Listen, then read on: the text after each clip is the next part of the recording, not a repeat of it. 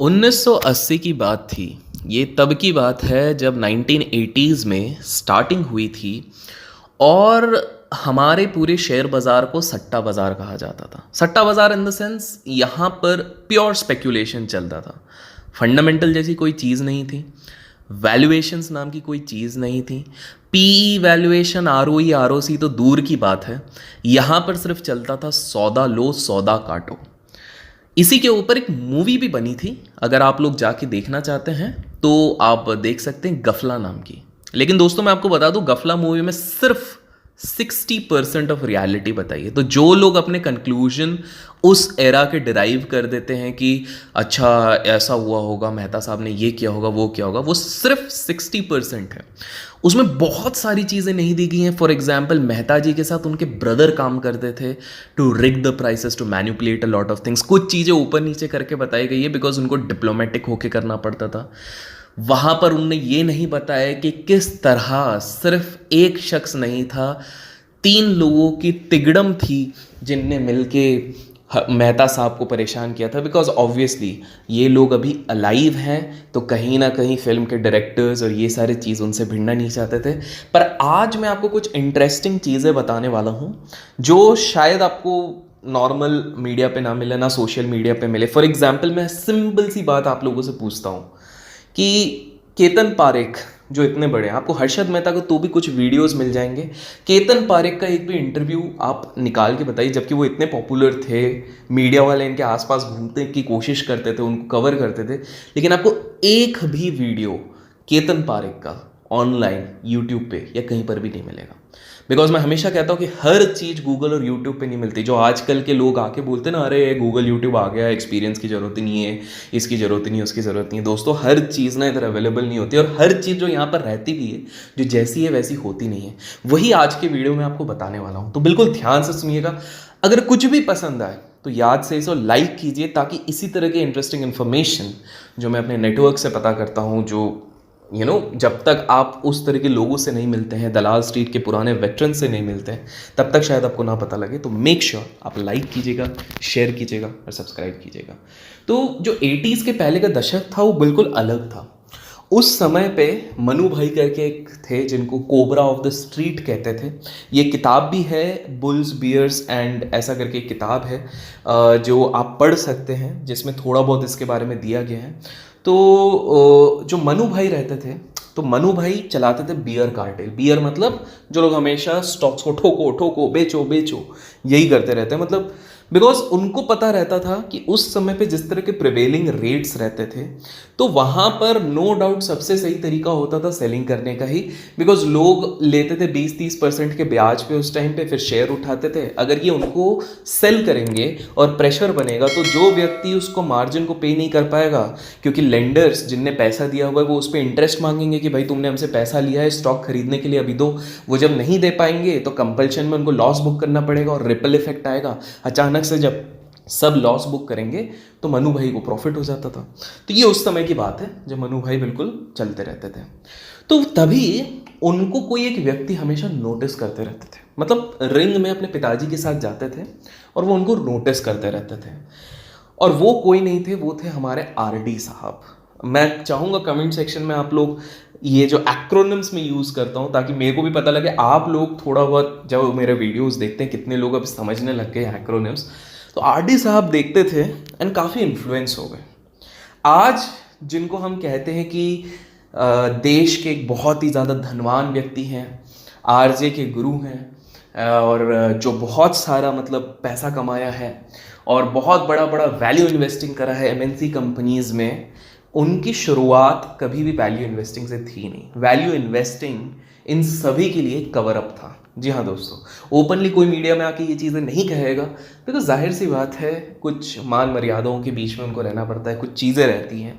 मैं acronyms use करूँगा, आशा करता हूँ आप लोग उनको गेस कर लेंगे। तो यहाँ पर आरडी साहब का एक शुरुआत हुआ, प्लस वो बीकॉम अपनी पूरी नहीं कर पाए थे।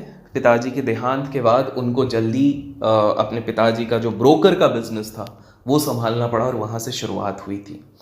दोस्तों, मैं थोड़ा आगे जाता हूँ इस कहानी में। जब आरडी साहब स्ट्रीट पे एक नाम हो गए थे, लेकिन वो अपने आप को हमेशा हम्बल रखते थे। हम्बल इन द सेंस वो ज़्यादा लोगों से मिलना मिलना नहीं चाहते थे, ज़्यादा शो ऑफ नहीं करना चाहते थे कि मैं इतना पैसा बना रहा हूँ, ये कर रहा हूँ, वो कर रहा हूँ। लेकिन जो बियर कार्टेल रहता था, जो बियर ग्रुप हमेशा याद रखिए फंडामेंटल एनालिस्ट के अगेंस्ट जाएंगे, फंडामेंटल वैल्यूज़ के अगेंस्ट जाएंगे। ये लोग वो रहते हैं जो हमेशा शेयर्स को गिराना चाहते हैं, ये वो उस तरह के लोग रहते हैं। थोड़ा बहुत शायद मैं इस कैटेगरी में आता हूँ, बट एनीवेज ये वीक शेयर्स को गिराना चाहते हैं। And exactly that is what I also preach. Strong shares को मैं कभी आपको जाके नहीं बोलूँगा कि HUL को जाके पीट के आओ, मैं आपको ये ज़रूर कह सकता हूँ कि जो वीक जा रहा है उसको बिल्कुल पीटो। तो ये बिल्कुल वैसा करते थे। बाद में जब 90s का एरा है, मतलब 80s, लेट 80s खत्म हो रहा था, लेट 80s की बात करता हूँ, तब एक नाम उभर के आया, HM मेहता साहब, ठीक है।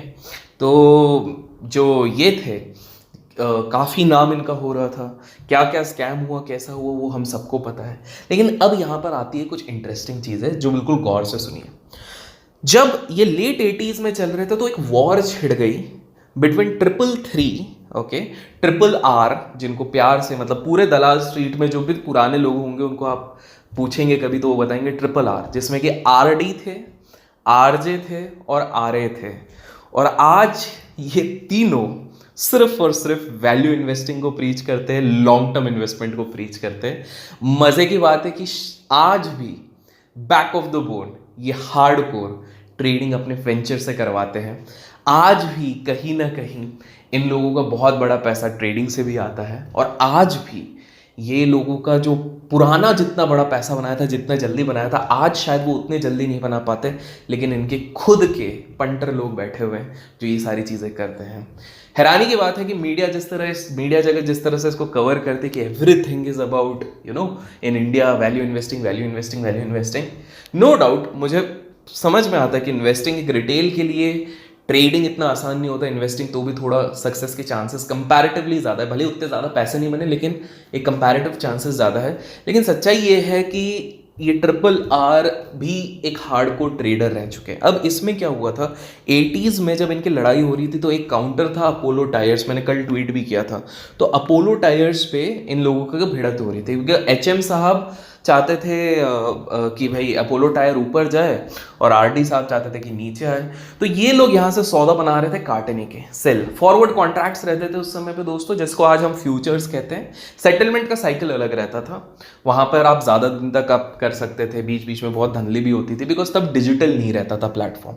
तो वहाँ पर HM साहब खरीद रहे हैं, यहाँ पर RD साहब बेच रहे हैं, RD साहब के साथ RJ साहब भी बेच रहे हैं और RJ साहब के साथ अपने RA साहब भी बेच रहे हैं। ये करते करते करते करते करते इन लोगों को पता नहीं था कि भाई HM साहब के पास बैंक्स का सपोर्ट आ गया है, लाइक SBI एंड PNB।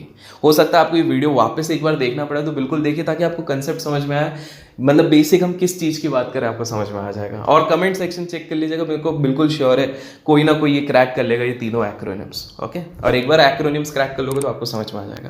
तो वहाँ पर ये भाई साहब बिल्कुल उधर वो बेच रहे हैं, ये खरीद रहे हैं, बट जो RRR थे इनकी इधर हार हो जाती है। इस तरह के तीन चार बैटल्स बहुत बार हुए यहाँ पर जिसमें कि इनकी हार हो रही थी। यहीं पर जो RRR थे इनने एक पूरा प्लान बनाया। इनको जैसा ही पता लगा कि HM साहब को कहीं से पैसे मिल रहे हैं, इन्होंने प्लान बनाया कि किसी तरह इन्हें एक्सपोज किया जाए, किसी तरह ऐसा माहौल बनाया जाए ताकि ये फंस जाए।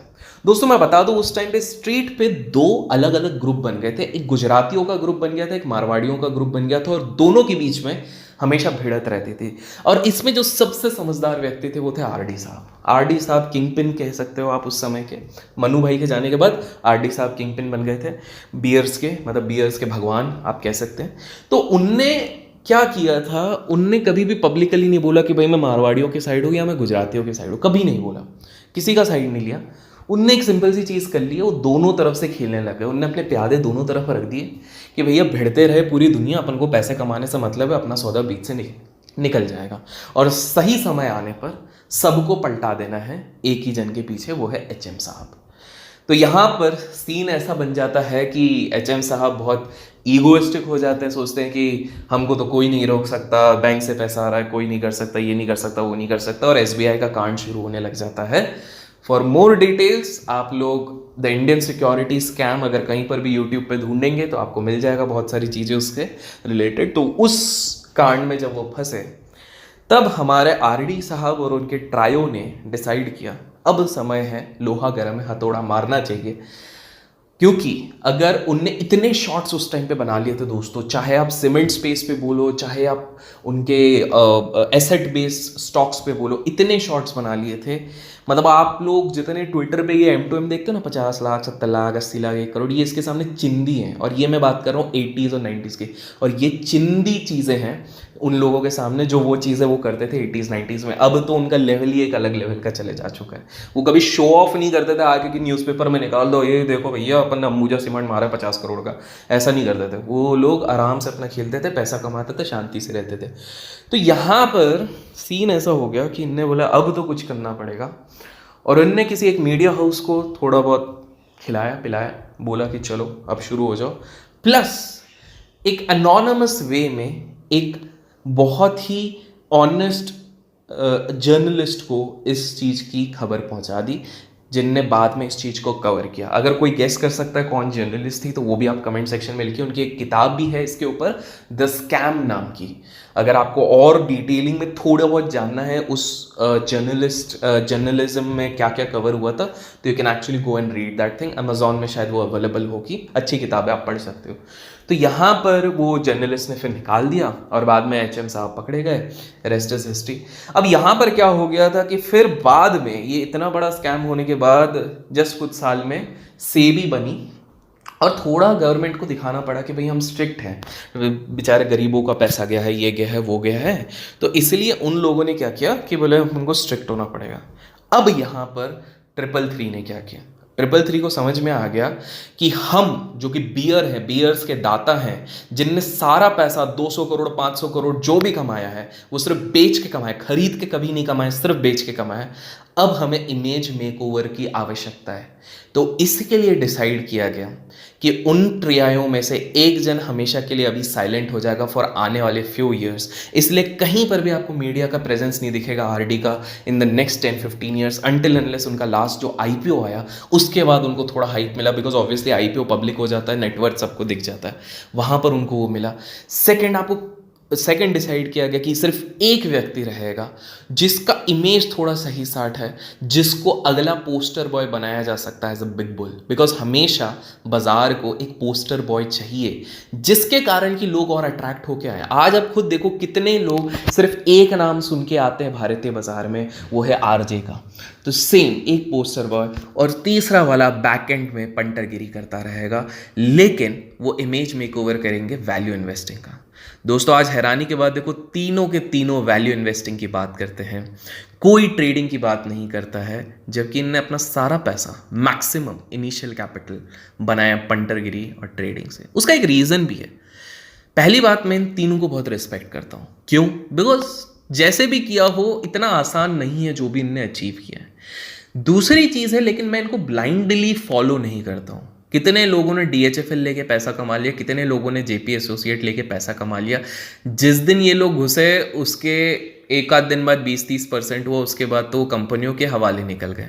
और जो लोग अभी बोलते हैं, कितने लोग टाइटन लेके अभी तक पैसा, टाइटन जैसा उनने और कितने पिक्स ले लिए आज के समय में, लास्ट 10 साल में, आप बताइए। पॉइंट यही है दोस्तों, कंक्लूजन एक ही है कि जो मीडिया आपको दिखा रही है सारी चीज़ें आप बिलीव 100% मत कीजिए।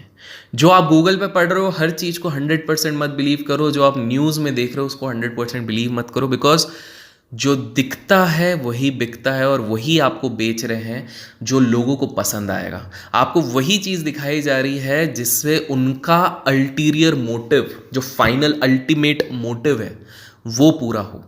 तो आपको समझना है कि जस्ट बहकी बहकी बातों में आके, क्योंकि कैसे देखिए एक सिंपल सी चीज़ है, बाजार में आप जाओगे, जैसे हमारे इधर एक सुपरस्टिशन चलता था, बिल्ली रास्ता काट गई तो दिन खराब हो जाएगा। ये ऐसे ही थोड़ी आया, हो सकता है बिल्ली रास्ता काट गई, लॉजिकली देखा जाए तो इसमें कुछ नहीं होता, बट विद ड्यू रिस्पेक्ट, मान लो कोई एक जन ने बोला होगा आज से 100 साल पहले बिल्ली रास्ता काट गई थी तो मेरा दिन खराब हो गया। उसने 2 जन को बोला, 2 जन ने कोइंसिडेंटली वही ऑब्जर्व किया, उन्हीं 2 जन ने 100 जन को बोला, 100 जन ने 1000 लोगों को बोला, 1000 ने 1 लाख को बोला, 1 लाख ने 10 करोड़ को बोल दिया। 10 करोड़ में से 5 करोड़ लोग मानने लग गए, जस्ट बिकॉज उनको किसी उनके सगे संबंधी ने बोला था। और सेम चीज़ मीडिया कर रही है, बार बार बोल के। जैसे कि आपको पता है वॉरेन बफेट स्टार्टिंग से वैल्यू इन्वेस्टर नहीं थे। वॉरेन बफेट ने फर्स्ट अपने 25 to 30 ईयर्स उनने शॉर्ट टर्म ट्रेडिंग करी थी। नहीं पता था। तो उसी तरह से इन लोगों का भी यही सिस्टम है। तो दोस्तों आशा करता हूँ आज आपको थोड़ा मैं हिस्ट्री में ले गया था, बिकॉज थोड़ी हिस्ट्री से हमको सीखना चाहिए कि किस किस तरह का माहौल बना। अगर वीडियो पसंद आए तो मेक श्योर लाइक कीजिए और कमेंट सेक्शन में याद से लिखिए। Till then keep learning, keep growing, keep investing and keep trading.